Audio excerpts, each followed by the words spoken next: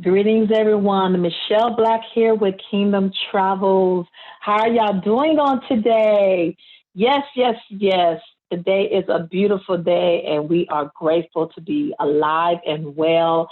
And we're coming to you on today, continuing 100 travel tips. Are you ready? Well, let's go.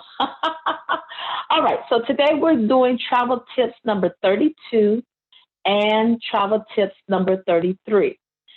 So go ahead and get your notebook so you can continue adding your notes to the other travel tips that we have provided you. So travel tip number 32 is be positive, but be ready for the negative.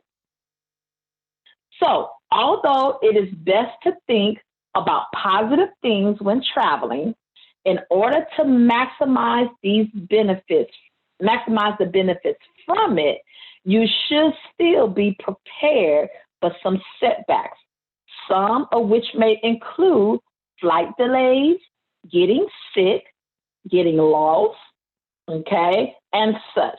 Thus, you should always carry extra cash in small amounts, flashlights, medications, and even your cell phone.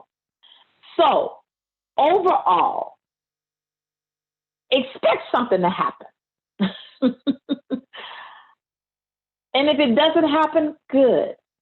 But bring your mind and your thinking to where, okay, woosah, I expected this, so we're just going to deal with it. And one thing I did not mention is baggage loss, but I'm going to go upon, I'm going to continue on that at the end. But if you was to have a flight delay, especially if you know wherever you're going, they're having bad weather, expect that. Make sure that you bring your medication, but if you get sick, then seek your medical profession to see if you should continue the flight. Because you don't want to be sick and then more medical issues present themselves to the point where then you have to come out extra money to do medical evacuation to bring you back home. So even if you feel yourself getting sick, you might want to pause and postpone the trip.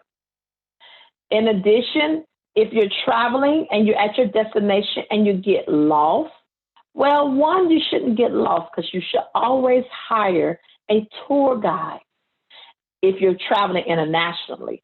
Now, if you're traveling domestically, you should always have a map, okay? A map or directions, printed directions from MapQuest, Google Maps, however you see fit, so that you will not get lost. Now, let's talk about baggage loss. So, you know those little things called carry-on bags? Make sure when you bring a small carry-on bag, you have another set of toothbrush, toothpaste, your medicine, your cell phone, and an extra pair of clothes to wear, underwear, deodorant, shoes, and socks. Yes, put that in your carry-on bag, just in case your bags are lost. Now, make sure that when you do bring your bags, they are locked, and your information on the tag, and you put in an extra space on your bags, is clear with your name, your address, your name, your email, and your phone number. Put 2 phone numbers if you can, so that they can make sure that they contact you. All right? Don't put your address. It's just too much information. But definitely put your name, your email address. Why your email address? So they can email you. If they can't get to you through your phone, because your battery may run down, which is another thing. Bring an extra charger, like one of those battery pack chargers where it's already charged. Bring that so you could charge in your phone. That's another negative. Your phone runs down, especially when you're traveling, and you definitely can't have that because you always have to make sure that you have some type of communication if anything happens. So as you're traveling, travel tip number 32, be positive, but be ready for the negative. Now, travel tip number 33. Convert your money into the currency of the country you are visiting. Now, yes, all the other countries internationally love American cash.